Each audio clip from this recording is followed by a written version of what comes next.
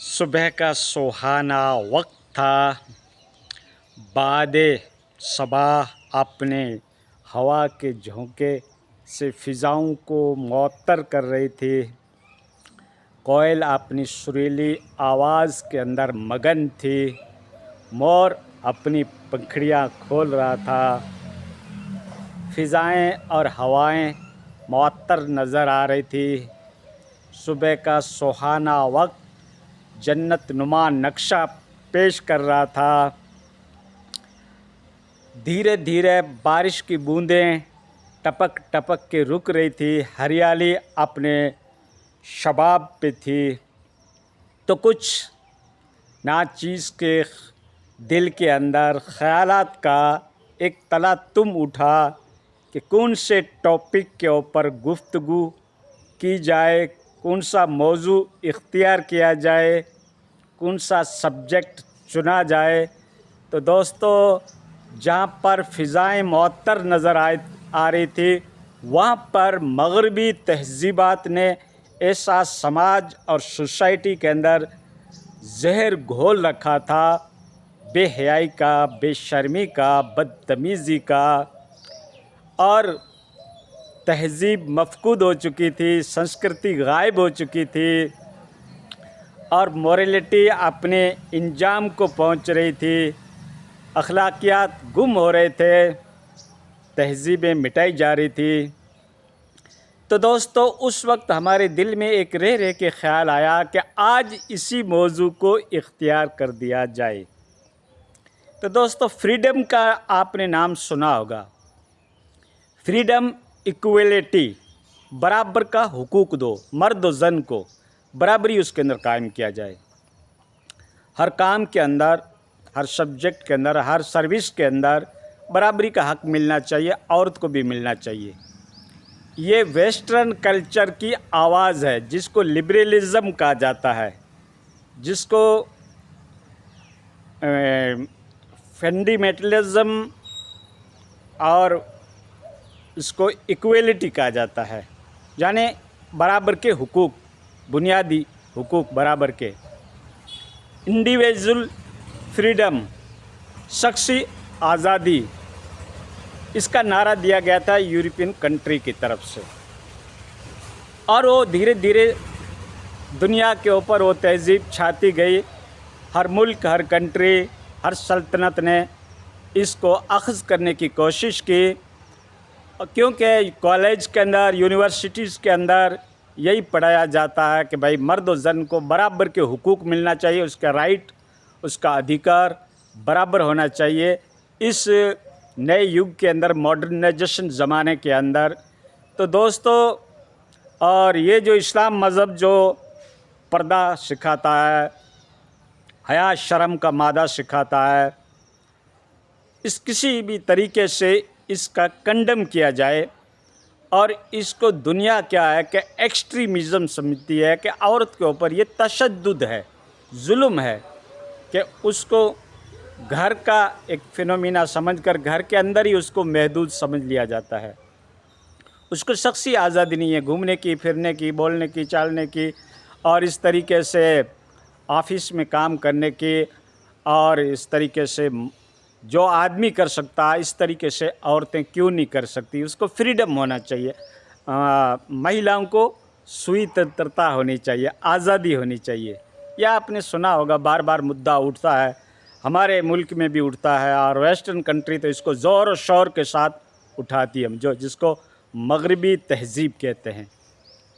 तो दोस्तों, अल्लाह रब्बुल इज़्ज़त ने फितरी तौर के ऊपर, नेचुरली तौर के ऊपर, साइकोलॉजिकल, फ़िज़िकल औरत का एक जो स्ट्रक्चर बनाया है, उसका जो ढांचा जो बनाया है, वो फितरी तौर पर मर्द से मुख्तलिफ है। औरत के यहाँ डिलीवरी होती है, इसमें आप कहाँ इक्वलिटी लेके आओगे, इसमें कहाँ आप बराबरी लेके आओगे? क्या मर्द को भी डिलीवरी से गुज़रना पड़ेगा? तो इस तरीके से औरत का जो नेचर है, जदीद रिसर्च खुद वेस्टर्न की ये बता रही है कि साइकोलॉजिकल हिसाब से और फिज़िकल हिसाब से मर्द और जन के अंदर बहुत बड़ा डिफरेंसेस है। बहुत बड़ा तज़ाद है, ये ख़ुद वो तस्लीम कर रहे हैं। तो दोस्तों, औरतों को आज़ादी के नाम के ऊपर इस तरीके की आज़ादी दी गई है कि जो एक हमारे एशियाई ममालिक की जो तहज़ीब थी, जो अखलाक था, जो मोरलिटी थी, जो संस्कृति थी, जो से एक सभ्यता थी, एक तहज़ीब थी, एक कल्चर था, एक करैक्टर था, वो धीरे धीरे गुम होता जा रहा है। और वहाँ पर मगरबी तहज़ीबात की भरमार है, जो औरत को आज़ादी के ऊपर क्या क्या सीन देखने को मिलते हैं, क्या क्या एक्टिविटी और परफॉर्मेंस करती है, किस तरीके से अपनी बॉडी और अंग का प्रदर्शन करती है, वो तो जग ज़ाहिर है, तुम्हारे से छुपी हुई चीज़ नहीं है। जहाँ पे पर्दा होता है, हया होती है, शर्म होती है, उस लड़कियों का कल्चर देख लो और एक जिसको फ्रीडम दिया गया है उनका कल्चर देख लो। बहरहाल मैं ज़्यादा इसके ऊपर कमेंट नहीं करूँगा, क्योंकि ये इंसानी शख्सी एक आज़ादी है, लेकिन हमारी शरीयत मुक़द्दसा जो उसूल बताती है, पर्दे का बताती है, हया शर्म की तालीम देती है, तहज़ीब की तालीम देती है, औरत को घरेलू काम बताया गया है कि वो उसको इंजाम दे, और मर्द के लिए अलग हुकूक हैं, औरत के लिए अलग हुकूक हैं।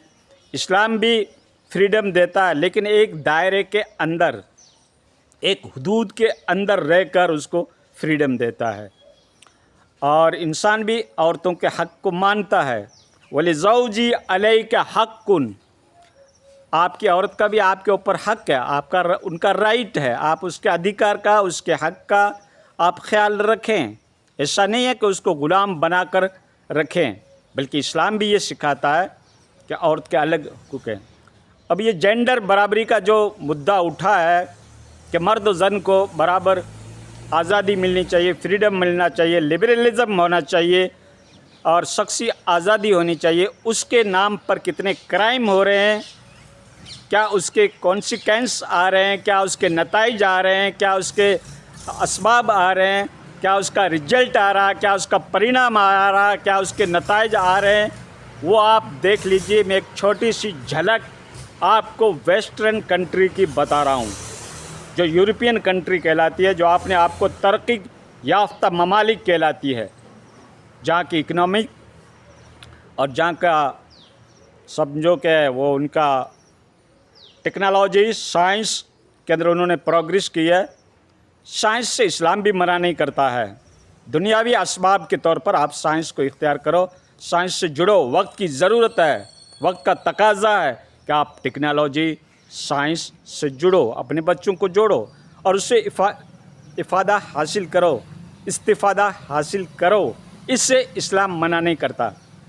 लेकिन यह औरतों को जो आज़ादी दी गई थी वेस्टर्न कंट्री के अंदर, आउट ऑफ वेडलॉक, बग़ैर निकाह के उनके अगर शुमार किया जाए, उनके नंबर मालूम किया जाए, तो तकरीबन जदीद रिपोर्ट कहती है कि 44%, 44% वोमन जो है वो इसका शिकार है, और वो ज़हनी तौर पर भी वो क्या है कि कमज़ोर हो चुकी है, उसकी साइकोलॉजी अफेक्ट हो चुकी है, एंजाइटी बढ़ जाती है, डिप्रेशन बढ़ जाता है, क्योंकि मर्द तो उसको छोड़ देता है, फिर बच्चे की परवरिश करना औरत के ज़िम्मे रह जाता है। घर का काम भी करो, बच्चे की परवरिश भी करो, मर्द तो उसको वक्ती तौर पर इस्तेमाल करके चला जाता है। और फिर क्या है कि ये फ्रीडम का नतीजा है, ठीक है ना। जो लोग औरतें काम करने के लिए जाती है ऑफिसों के अंदर, मार्केट के अंदर, और इस तरीके से वो असिस्टेंट बनकर जो काम करती है, ज़ाहिर बात है कि अल्लाह ने इसके अंदर एक अट्रैक्टिव मादा रखा है, एक अट्रैक्टिव फितरत और नेचर रखी है कि इंसान जो है इसकी तरफ माइल हो जाता है। और भूख तो हर इंसान को लगती है, ठीक है ना।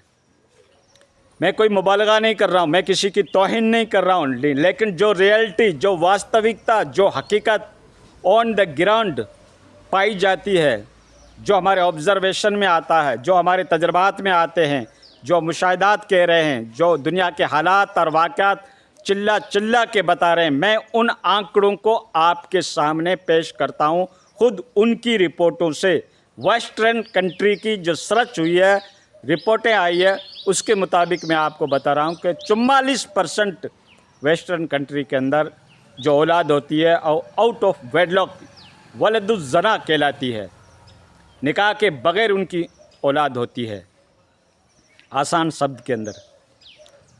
और मर्द चले जाते हैं और औरत को बच्चे की परवरिश करनी पड़ती है, धंधा भी करना पड़ता है, मजदूरी भी करनी पड़ती है, बच्चों का पालन पोषण भी करना पड़ता है। इसलिए अब यूएस के अंदर एक गवर्नमेंट ने ये निज़ाम बनाया है कि आप शादी करो, इतना आपको डोनेशन मिलेगा। अब उनको हकीकत समझ में आ रही है। पहले उन्होंने फ्रीडम दे रखा था कि बच्चियों को भी आज़ादी, बच्चे को भी आज़ादी, गर्लफ्रेंड बॉयफ्रेंड का एक माहौल चल पड़ा था। शादी की कोई ज़रूरत नहीं, मैरिज की कोई ज़रूरत नहीं, जो अपनी इच्छा में आए उसका फ्रीडम है, उसका इंडिविजुअल फ्रीडम उसको कहते हैं, यानी शख्सी आज़ादी है। आप अपनी लाइफ को, अपनी बॉडी को कैसे भी यूज़ कर सकते हो, मेरा जिस्म मेरी मर्ज़ी, ये उनका नारा था। लेकिन दोस्तों, उसके जो नताइज निकले हैं, उनके जो कॉन्सिक्वेंस निकले हैं, उसका जो रिज़ल्ट आया है वेस्टर्न ममालिक के अंदर, वो खुद पछता रहे हैं। तो क्योंकि आप एडवर्टाइज को देख लो, किसी कंपनी का विज्ञापन देख लो, जब तक उसके अंदर बरहना औरत नहीं आती है तब तक पब्लिक उस एडवर्टाइज को नहीं देखती है। तो क्यों देते हैं इस तरीके का? क्यों बरहना और जो अंग प्रदर्शनी जिसमें होती है, तो जाहिर बात है कि उनको भी मालूम है कि पब्लिक का रुझान इस तरफ जाएगा, पब्लिक इससे मानूस होगी, तभी तो वो प्रचार देते हैं ना। आप कहते हो ना, अगर आपका ईमान सही है, आपकी निगाहें सही है, तो फिर और चाहे कैसा भी कपड़ा पहने, आपको उससे क्या मतलब? आप अपनी निगाहों की पाकीज़गी रखो। दिल पर किसका ज़ोर है दिलबर, दिल के आगे हर कोई हारा। तो दोस्तों, निगाह की पाकीज़गी तो होनी चाहिए। इस्लाम मज़हब क्यों कहता है अपनी निगाहों को झुका के रखो, अपनी निगाहों को बुराई से बचाओ? इस्लाम ये भी कहता है आँख का भी ज़िना होता है, हाथ का भी ज़िना होता है, पैर का भी ज़िना है। अगर आपने उसको गलत यूज़ किया तो ये मज़हब इस्लाम की तालीम है। इस्लाम एक तहज़ीब सिखाता है, मोरलिटी सिखाता है, अखलाकियात सिखाता है, और इस तरीके से पाक दामनी का पाठ पढ़ाता है। जब लोग इसकी सर्च करते हैं, स्टडी करते हैं, इसके नताइज के ऊपर निगाह डालते हैं, तो उनके दिमाग के अंदर भी धीरे धीरे बातें आ जाती है। इसीलिए तो मज़हब इस्लाम के अंदर गिरोह दर गिरोह, जमात दर जमात इस्लाम को एक्सेप्ट कर लें। बड़े बड़े सेलिब्रेट, बड़े बड़े वीवीआईपी शख्सियात, बड़े बड़े महान पुरुष, रिजालन अबकरियन, जो अपने किसी भी बहुत बड़े साइंटिस्ट हैं, वैज्ञानिक हैं, सेलिब्रेट हैं, फिल्मी स्टार हैं, क्रिकेटर हैं, बड़े बड़े बुद्धिजीवी हैं, बड़े बड़े स्कॉलर्स हैं, बड़ी बड़ी पढ़ी लिखी शख्सियात है, इंटेलेक्चुअल शख्सियात है, वो इस्लाम से क्यों जुड़ रहे हैं? What is the reason? उसका क्या कारण? ये है कि इस्लाम के अंदर इक्वलिटी है, बराबरी है, इस्लाम के अंदर हुकूक बताए गए हैं, मानवता का उसमें अधिकार क्या होता है, इंसान की बराबरी किसको कहा जाता है, वो मज़हब इस्लाम देता है। लेकिन एक दायरे के अंदर रहकर, एक महदूद दायरे के अंदर। ऐसा नहीं कि तुम सुतरे बेव्यवहार हो, उस ऊँट की तरह हो जिसकी कोई नकील नहीं, वो कहीं भी जा सकता है। ये मज़हब इस्लाम नहीं देता है। मज़हब इस्लाम के अंदर जायज़ और नाजायज़ का ख्याल रखा गया है। और जब तुम इसकी स्टडी करोगे अपने साइंटिस्ट के हिसाब से, तो आपके समझ में आ जाएगा कि वाकई इस्लाम की एक एक तालीम के अंदर हिकमत है, उसका रीज़न है, उसके क्या कॉन्सिक्वेंस हैं। तो ये आप कब समझोगे? जब उसकी स्टडी करोगे, गहराई से मुताला करोगे, उससे जुड़ोगे, नज़दीक आओगे, सोबत में बैठोगे, तब आपके सामने ये चीज़ें खुलकर आएगी कि जेंडर के अंदर जो इक्वलिटी बताई गई है, उसके भी कुछ न कुछ कानून होते हैं, कुछ उसूल होते हैं। ऐसा फ्रीडम नहीं है जो बेहयाई की तालीम दे, अंग प्रदर्शनी की तालीम दे, माहौल को एकदम जहर आलूदा कर दे। इस तरीके का जेंडर इक्वलिटी नहीं होनी चाहिए, जिससे कि तहज़ीब, तमद्दुन, कल्चर, संस्कृति, आदात, खसलत सारी की सारी चेंज होकर रह जाए। ठीक दोस्तों, इसके ऊपर जितना बोला जाए इतना कम है, लेकिन वक्त की शॉर्टेज अक्लमंद को इशारा काफ़ी होता है।